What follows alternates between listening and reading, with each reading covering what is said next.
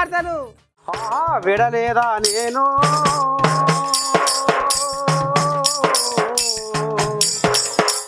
దేశము కన్నా దూరంగా నేను. ఇక మరి మీ నర్సయ్య తాత ఇలా గమ్మతి బాతులు పట్టుకొస్తాను మరి ఇక బయలుదేరిండు. ఇక మరి ఆశం ఎందుకు ఇలా మరి ఘనమైన మన గమ్మతి బాతులలా పెద్ద బాతలు ఏముంది పట్టుకున్న భార్య.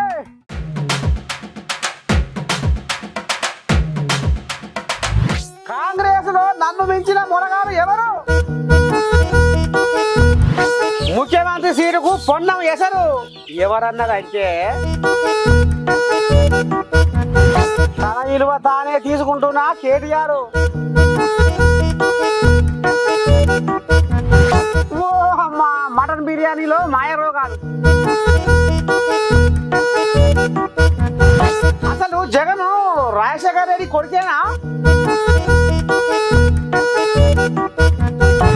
కొత్త రోగం పేరు కోజి రోగం.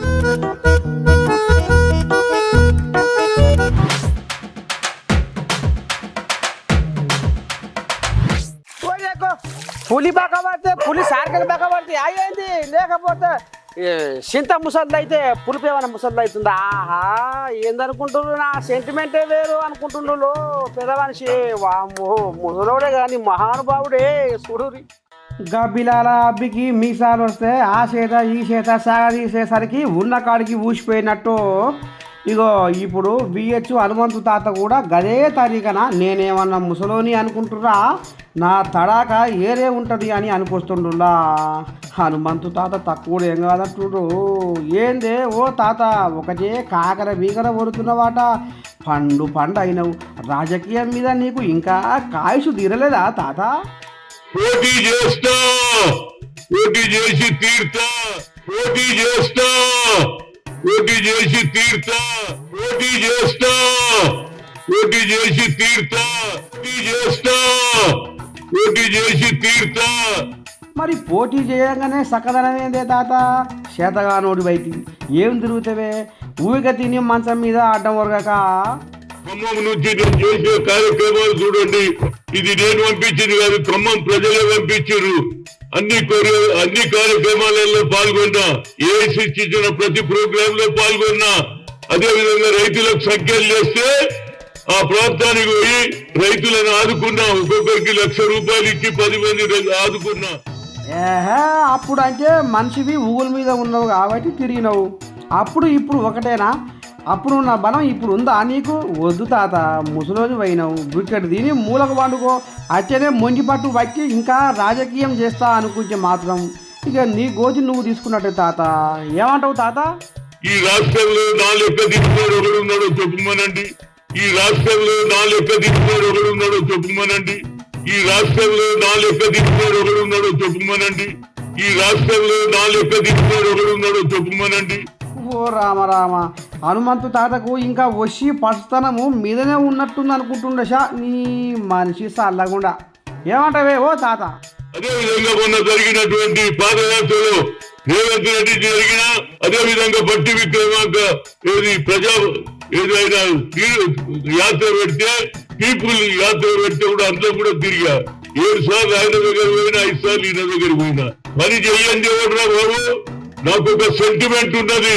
రాజీవ్ గాంధీ ఎప్పటి పోయినా నేను 2 సార్లు ఖమ్మంలో, ఒకసారి ట్రైబల్ ఏరియాలో, ఒకసారి బీసీల గురించి చెప్తారు, బీసీ బిల్లు పెడతారు. రాహుల్ గాంధీ ఏది we come to the power, we conduct caste wise census. ఓ అబ్బో, నీ పాటి మునగాడు కాంగ్రెస్ పార్టీలో లేనే లేడంట వైగా. ఇచ్చేదారి ఉత్తి భాగీదారంటే నాకంటే తిరిగేటోడు ఎవడున్నాడు రా బాబు? నాకంటే తిరిగేటోడు ఎవడున్నాడు రా బాబు? నాకంటే తిరిగేటోడు ఎవడున్నాడు రా బాబు? నాకంటే తిరిగేటోడు ఎవడున్నాడు రా బాబు? అబ్బో, అయితే కాంగ్రెస్ పార్టీలో నిన్ను మించినోడు లేడంటావు. అంటే తాత, నీ పార్టీ మునగాడు తెలంగాణలో లేడా, లేకపోతే దేశం మొత్తంలో లేడంటావా? ఇక్కడనే కాదు, యావత్ భారతదేశంలో నా లెక్క పనిచేసేవాడిని చూపించమనండి. ఇక్కడనే కాదు, యావత్ భారతదేశంలో నా లెక్క పనిచేసేవాడిని చూపించమనండి. ఇక్కడనే కాదు, యావత్ భారతదేశంలో నా లెక్క పనిచేసేవాడిని చూపించమనండి. ఇక్కడనే కాదు, యావత్ భారతదేశంలో నా లెక్క పనిచేసేవాడిని చూపించమనండి. ఊకో తాత, ముసలితనానికి కుసుమ కూడా అన్నట్టుంది నీ కథ. ఇక మూసుకుంటావా లేదా? నీ పాడుపడ ఒకటే ఊరకు సంపకేశా ఊకో. ఆ కుటుంబానికి ఆయిల్ ఆయిల్ ఆయిల్. ఏంది తాత నీ మంచి కోసం నీ ఆరోగ్యం కోసం చెప్తుంటే హే ఊవి అంటున్నావు, పోతావా ఇటునే వదిలిపాడు చేస్తావా? నా తలకాయ ఖరాబ్ అవుతుంది. నాకు ఒక్కటే నమ్మికున్నది, రేవంత్ రెడ్డికి అవుట్ రైట్ సపోర్ట్ చేసిన, రేవంత్ రెడ్డికి అవుట్ రైట్ సపోర్ట్ చేసిన, రేవంత్ రెడ్డికి అవుట్ రైట్ సపోర్ట్ చేసిన. ఓజాకో అయితే రేవంత్ రెడ్డి పెద్ద కుర్చీ మీద కూర్చున్నాడంటే నీ పుణ్యమే అంటవా హనుమంతు తాత? అమాస నాడు అట్టు పెట్టుకుంటా, పున్నవు నాడు బూరె పెట్టుకుంటా రేవంత్ కోసం మా కష్టం చేసిన అనుకొస్తుండో. నేను చేయబట్టే రేవంత్ రెడ్డి గెలిచింది అని అంటుండల్లా మన తాతో. అట్లనే ఖమ్మం టికెట్ మాత్రం నాకే బరాబర్ కావాలి అని మంకుపట్టి వచ్చిండు తాతో. ఇక కాంగ్రెస్ పార్టీలో తీట పంచాయతీలు చాలా అయినట్టే అని అనుకుంటా ఉన్నదట హనుమంతు తాత మాటలు విన్న జనాలు.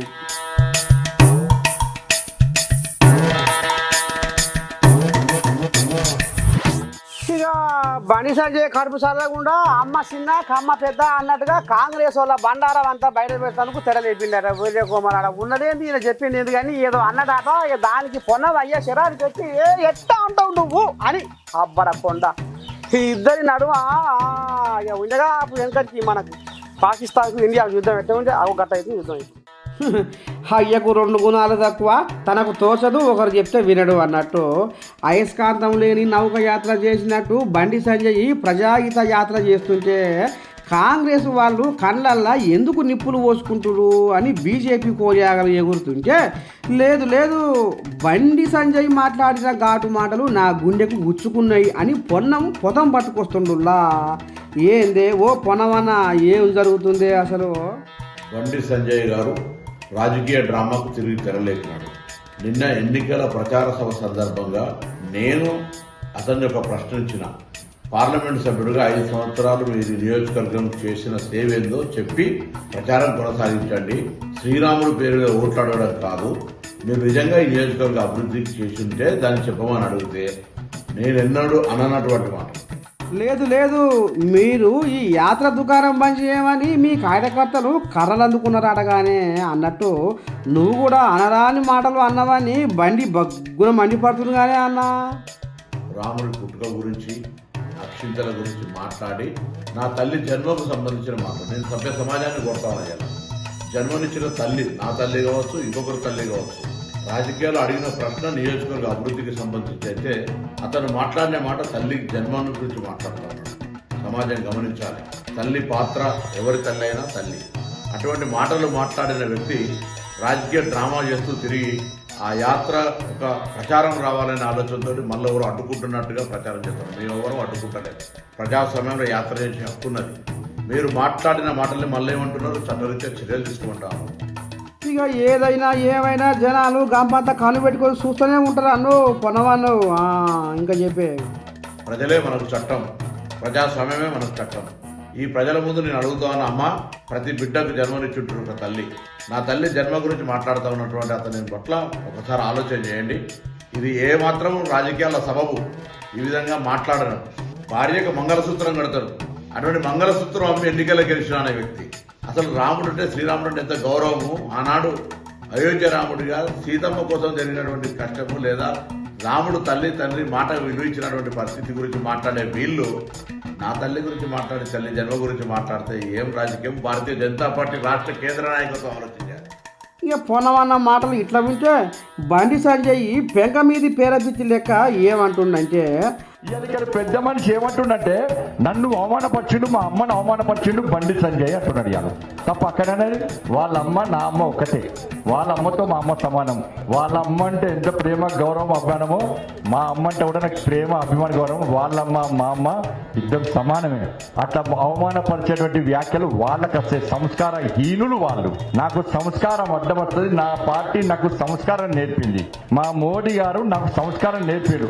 పాపం ఆయన ఏం చేసిందంటే వాళ్ళ అమ్మ పేరు వాడుకొని సింపతి కొడదాం ప్లాన్ చేస్తుంది. వాళ్ళ అమ్మ మంచిగా నిన్ను నూరేళ్ళు అడగడం, వాళ్ళ అమ్మ కాలు కూడా మొక్కపోయినాను. వాళ్ళ అమ్మ కాలు మొక్త, మా అమ్మ వాళ్ళమ్మ ఇద్దరు మంచోళ్ళు. మా అమ్మతో వాళ్ళ అమ్మ సమానం.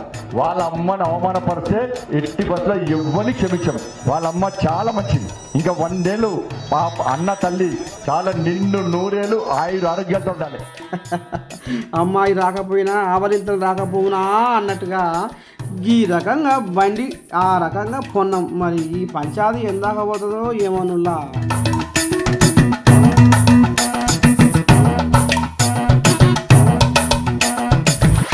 నీకున్నదో కర్రా దాని వెనక పెద్ద తొర్రా, నీదొచ్చి మట్టి బుర్రా, నీకు జోలమోలే బుర్రా. ఇక ఈ రకంగా కాంగ్రెస్ వాళ్ళు కేసీరామయ్య బండారం అంతా బయట పెట్టుకుంటా మేటిగడ్డ తొర్ర బొర్ర చూపిస్తుంటే ఇక మళ్ళీ నిన్న ఏం ఉగబుద్ధి పుట్టిందో ఏం కదో కేటి రాములు మళ్ళా మేటిగడ్డ బాగోతాం ముంగటేసుకుంటూ చూద్దాం పాడి అంటుండు. ఇక మరి చూపించుకొని ఆగింత పరు గంగర కలుపుకున్నాక ఏది గట్ట ఉంది కథ చూడు. ఇక నిన్న మొన్న నల్లగొండ సభ సాక్షిగా కేసీరావు ఏమన్నాడంటే రేవంత్ రెడ్డి గుమ్మా చక్కాయని ఎంటబెట్టుకొని మేటిగడ్డకు ఎందుకు పోయిండు, ఏం బీగనికి పోయిండు అని పన్ను కొరికి అన్నాడు కేసీరావు. ఎందుకంటే మేటిగడ్డ తొర్రలు బట్టబయలయ్యి నిప్పు లాంటి నిజం బయటపడుతుందని కేసీరావు నన్ను గిట్లా అంటరా అని రేవంతమయ్య అసెంబ్లీలో మొరిగి కేసీరావు తప్పు చేసిండు కాబట్టే మేటిగడ్డకు రమ్మంటే నల్లగొండకు పోయిండని, అసెంబ్లీకి వస్తే బూరు వీకి చారు కాస్తారని అందుకే వస్తలేడని రేవంతమయ్య అనుకొచ్చిండులా ఈ ముచ్చట అప్పుడు. ఇక ఇప్పుడు తీర్మాటం చేసుకున్న కేటీ రామన్న ఏమంటుండో సుధపూస పలుకులు ఇందాం పైన.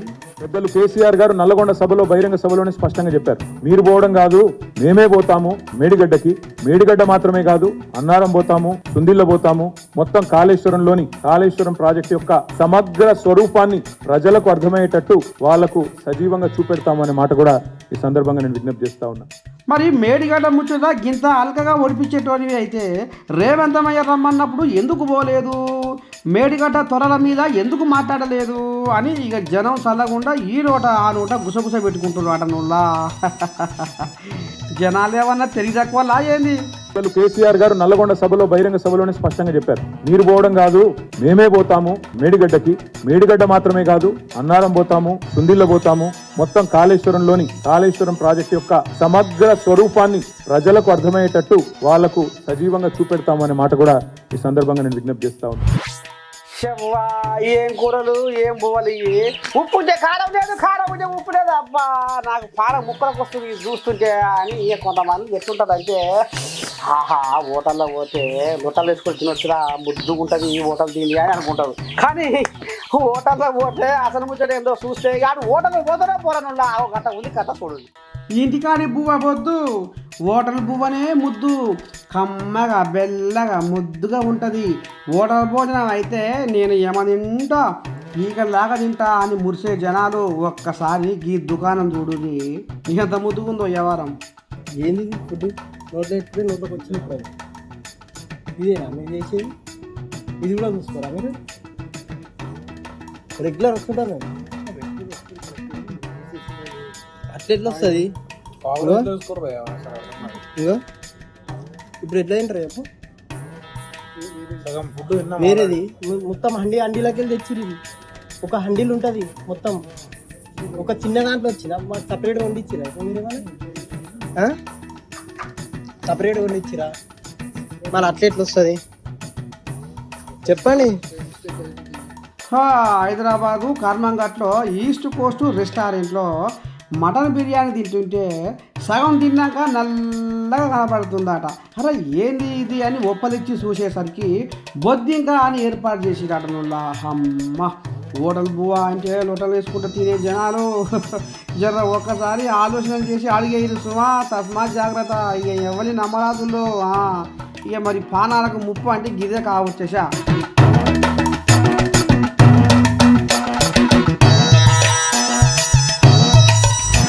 పోనీ కేసీరావు కాపురం చల్లకుండా అయ్యే లింగాలకు అమ్మ జంగాలకు అన్నట్టు ఏం సంసారం ఈ సంసారంతో మేము సచ్చి పట్టుకుతున్నాము.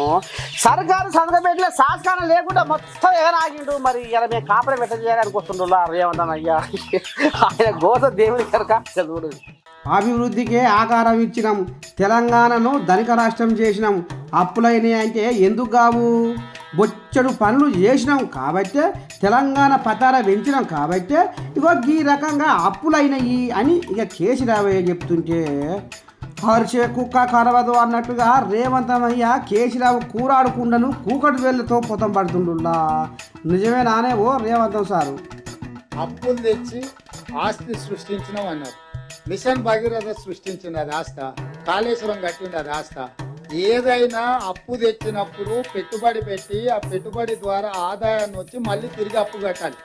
ఈ రోజు మీ ద్వారా చంద్రశేఖరరావు గారిని, హరీష్ రావు గారిని నేను అడుగుతున్నా, మిషన్ భగీరథకు 50,000 కోట్ల రూపాయలు అప్పు తెచ్చిండ్రు.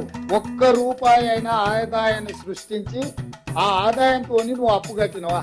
1,00,000 కోట్లు కాళేశ్వరానికి అప్పు తీసుకొచ్చిన ఒక్క రూపాయి అయినా కాళేశ్వరం కట్టి ఆదాయాన్ని పొందే ఆదాయం కట్టినవా? ఇవాళ ఈ ప్రాజెక్టులు కట్టి తద్వారా ఆదాయం వస్తుంది, ఈ ఆదాయం ద్వారా మీ అప్పు కట్టా అని చెప్పి వాళ్లకు డీటెయిల్ ప్రాజెక్టు రిపోర్టు బ్యాంకులకు ఇచ్చి ప్రభుత్వానికి వచ్చే నికరమైన ఆదాయాన్ని ఈ అప్పులకు కట్టే పరిస్థితి కల్పించాను. అందుకోసం ఆర్థిక సంక్షోభం వచ్చింది ఈరోజు రాష్ట్రంలో. ఎఫ్ఆర్బిఎం పరిధి అనేది ఇప్పుడు వచ్చింది. ఎఫ్ఆర్బిఎం పరిధిని బైపాస్ చేయడానికి కార్పొరేషన్లు సృష్టించి అడ్డగోలుగా అప్పులు తెచ్చి నిండా ముంచుకుంటే ఇదిగా ఒక విధ్వంసకరమైన విధానానికి ముందుకెళ్తుందని కేంద్ర ప్రభుత్వం తీసుకొచ్చి ఏ కార్పొరేషన్ ద్వారా ఏ రకంగా రాష్ట్రం అప్పు చేసినా ఎఫ్ఆర్బిఎం పరిధిలోకి తీసుకొచ్చి ఆ కొలబద్ద పెట్టి కొలుస్తామని కట్టే తీసుకొని వాళ్ళు కూర్చున్నాక ఈ లెక్కలన్నీ బయటకు వచ్చినాయి.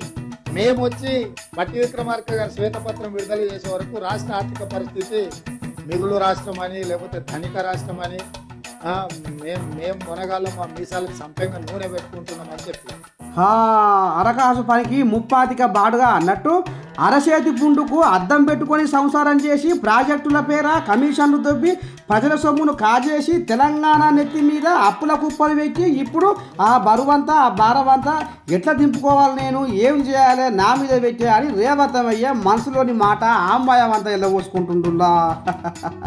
లంక బిందెలు అనుకుంటే బోయకలు బొచ్చలే వచ్చినాయి అని ఇక ఈ ముచ్చట పాటు కూడా ఇదే ఇప్పుడు రాజ్యం వెలుపున తెలంగాణ మొత్తంలో కోడై కూస్తుంది. ఇక మరి రాను రాను ఈ రేవంతమయ్య కూడా మరి సంసారాన్ని, ఈ కాపురాన్ని, తెలంగాణ సంసారాన్ని ఎట్లా తిప్పుకొస్తాడో, ఎట్లా గట్టి తిప్పాడో అని ఎదురు చూస్తూ ఉన్నారట జనాలు. మరి చూడాలి, 100 రోజులు కూడా టైం దగ్గరికి వస్తూనే ఉంది.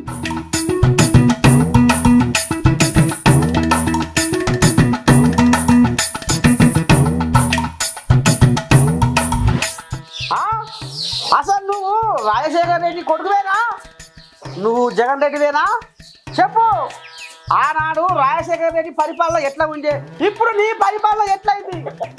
వామ్మో, నీ గమ్మతి చల్లకుండా ఏంది బిచ్చనే ఉందన్న చెర్మిలకు అన్న జగన్కు యుద్ధము. వామ్మో, కథ మామూలుగా లేదు. ఇక చూడు పంచాయతీ పాల్పడ ఏమోనుల్లా రక్తం మంచుకొని తోడబుట్టి కూడా పెరిగిన షర్మిల అన్నను అవంతా మింగే అంత కోపంతో ఊగిపోతుందిలా. ఇక ఈ నడుమ ఏపీ పిసిసి పెబ్బ అయిన కానించి అన్న జగన్కు ఎదురుగోలబట్టి అన్న తుమ్మినా దగ్గినా తప్పులు ఎత్తి చూపుకుంటా 3 రాజధానుల ముచ్చట ఏమైంది? 3 రాజధానులు అన్నోడు ఒక రాజధాని కూడా గతిలేదుగా ఇప్పుడు. మరి ప్రత్యేక హోదా ఏమైంది? పోలవరం ప్రాజెక్టు ఊసెక్కడ పోయింది? ఏపీ జనాలు తలెత్తుకొని బతకలేని పరిస్థితి తీసుకొచ్చి జగన్ ఏపీని దోసకతీని అప్పుల రాష్ట్రంగా మార్చిండని.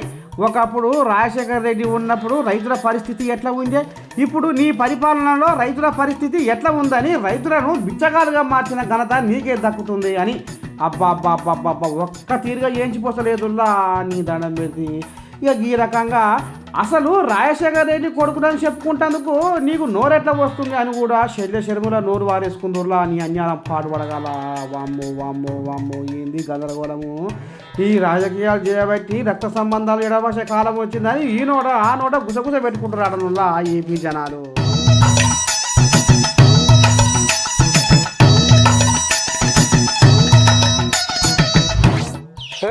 నేను కొత్తగా వచ్చిన పురుగును, నా పేరు కోతి రోగము. నేను కొత్తగా వచ్చిన పురుగును, నా పేరు కోతి రోగము. నేను కొత్తగా వచ్చిన పురుగును.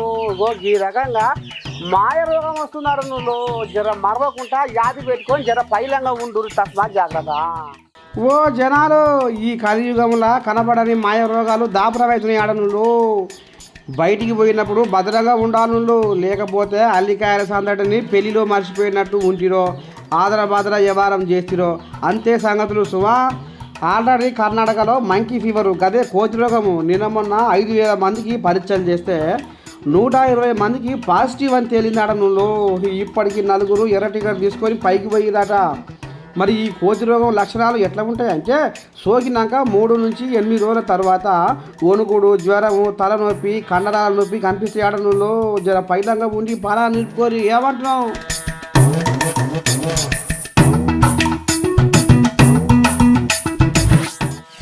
పీర్ల పండుగ నాడు మగోళ్ళు ఎట్లా ఎగురుతారు నీ దండం పెట్టి కారు కలుపుకుంటా ఇక ఇప్పుడు ఆడోళ్ళు కూడా గా రకంగానే రోడ్ల మీద తానే అంటే తందానా అనుకొస్తున్నారు నువ్వు అబ్బరకొండ ఇలా పండుగ చిన్నగా లేదు మల్లెపూలు కొప్పుల పెట్టి అమ్మో ఎవరికి పెట్టిరు దేనికి పెట్టిరు ఏం కథ అనుకుంటురా వంట ఇంటి పండుగ మూత మోగిస్తురు చూద్దాం మరి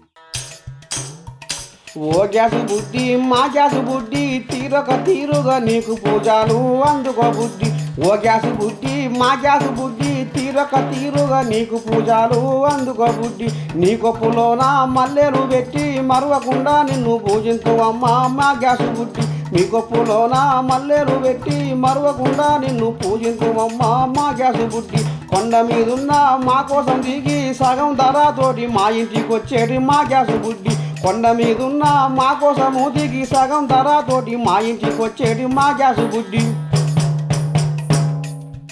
1000 రూపాయలతో అందలం ఎక్కి కాంగ్రెస్ పుణ్యాన నిమ్మలం చేస్తేవే మా గ్యాసు బుడ్డి 1000 రూపాయలతో అందలం ఎక్కి కాంగ్రెస్ పుణ్యాన నిమ్మలం చేస్తేవే మా గ్యాసు బుడ్డి ఓ గ్యాసు బుడ్డి మా గ్యాసు బుడ్డి నిన్ను కొలుసుకొని అమ్మ లక్కాలు కొండంత పండుగ చేసుకుంటున్నారు ఇక ఈ రకంగా ఎంత హుషారుగా ఆనందం ఎలగక్కుతురు ఈ ఆడకలంటే అమ్మ పబ్లిక్ కథ మామూలుగా లేదు ఇల్లురు ఈ అక్క ఏమనుకొస్తుందో రాష్ట్రం మొత్తం మరి మహిళలందరూ కూడా ఎంతో గర్వంగా సంబరాలు చేసుకుంటున్నారు మరి రాక్షస పాలన నుండి మరి ప్రజాపాలన అడుగుపెట్టిన ఎందుకంటే 1200 ఉన్న గ్యాస్ ధర ఇవాళ 500 రూపాయలకు అయిందంటే ప్రతి ఇంటి ఆడబిడ్డ ఎంతో సంతోషంగా ఉన్నది మరి ఇక్కడున్న టిఆర్ఎస్ నాయకులకు బీజేపీ నాయకులకు చెప్తున్నాం మరి ఈ ఊరి ఆడబిడ్డగా మరి మీ పాలనలో మరి మీ రాబంతుల పాలనలో ఎంతో అవమానించడం జరిగింది మరి గ్యాస్ ధర కానీ ఉప్పులు పప్పులు అన్ని ఎక్కడ చూసినా కూడా ధరలు నిత్యావసర సామాన్ల రేటు కూడా ఎంతో అధికంగా పెంచారు మరి మా రేవంత్ రెడ్డి గారు మరి వచ్చిన దాదాపు 80 రోజులలోనే 3 స్కీములు అవలంబించారు మరి ఇంకా 3 స్కీములు కూడా తప్పకుండా అందరికీ ప్రతి ఇంటికి చేరేటట్టు ఒక 2-3 నెలల్లోనే ఇంత కూడా కంప్లీట్ చేస్తారు ఎందుకంటే మరి 6 స్కీములతోని మరి మా సోనియా గాంధీ గారు చెప్పారు ఖచ్చితంగా తెలంగాణ రాష్ట్రం మొత్తం సస్యశ్యామలం చేస్తామని 6లో 3 అయినాయి అందుకనే ఇంకా వీళ్ళు ఎక్కడెక్కడో ఫోకస్ చేసి దళిత బంధు గురించి కూడా చాలా అవాక్కులు చవాకులు చేస్తున్నారు ప్రజలారా ఆలోచించండి తెలంగాణ రాష్ట్ర ప్రభుత్వం ఇవ్వాలన్నా తేవాలన్నా కాంగ్రెస్ పార్టీతోనే సాధ్యం ఇక ఈ రకంగా ఆడకలంతా గ్యాస్ బుడ్డీలకు పసుపు కుంకుమ పెట్టి మల్లెపూలు బుడ్డికి చుట్టి బీఆర్ఎస్ వాళ్ళను బీజేపీ వాళ్ళను తిట్టిపోసుకుంటా కాంగ్రెస్ గొప్పతనం వలన ఇయ్యాల మాకు సగం రేటుకే గ్యాస్ సిలిండర్ వస్తుందని ఓ పాలం పెట్టి కొలుపు చెప్తుర్రు ఆ రోడ్ల మీద వీళ్ళు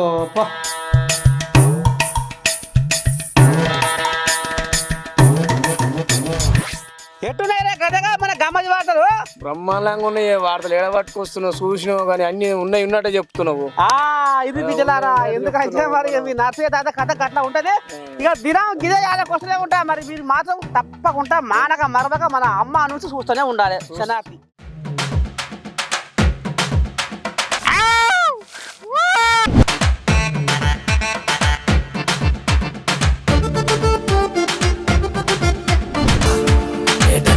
గమ్మతి వార్తలు